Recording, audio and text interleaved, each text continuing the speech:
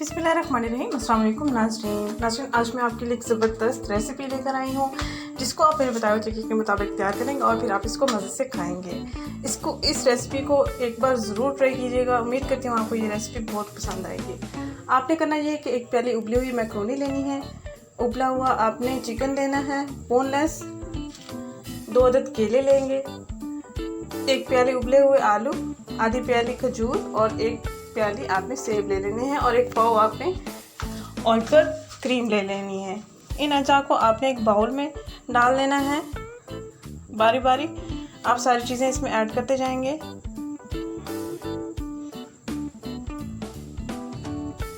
और लास्ट पे हमने इसमें क्रीम ऐड करनी है और दूध ऐड करना है।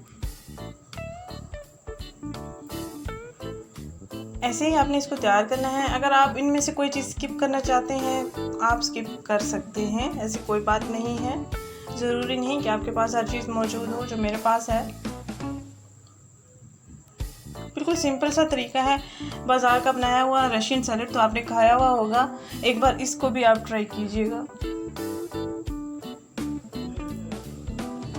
दूध आपने मीठा ऐड करना है, यानी 1 प्याली अगर आप दूध ले रहे हैं तो उसमें 2 चम्मच चीनी ऐड कर लें, अच्छा सा मिक्सअप कर लें, चीनी अच्छे से हल हो जाए और फिर ही आपने इसमें वो दूध ऐड करना है।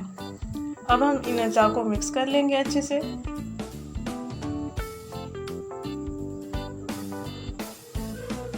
ये देख सकते हैं बहुत ही अच्छा बन गया है ये मैक्रोनी चाट। अफ्तारी में भी आप इसको ट्राई कर सकते हैं। आम रूटीन में बच्चे ये खाने के शौकीन होते हैं तो आप घर में ही इसको तैयार करके बच्चों को खिला सकते हैं। उम्मीद करते हैं ये रेसिपी आपको पसंद आई है। इस चैनल को ज़रूर सब्सक्राइब करें, इस वीडियो को ज़रूर शेयर करें, इस रेसिपी को ज़रूर ट्राई करें। कमेंट्स बॉक्स में मेरे साथ अपना एक्सपीरियंस ज़रूर शेयर करें। शुक्रिया।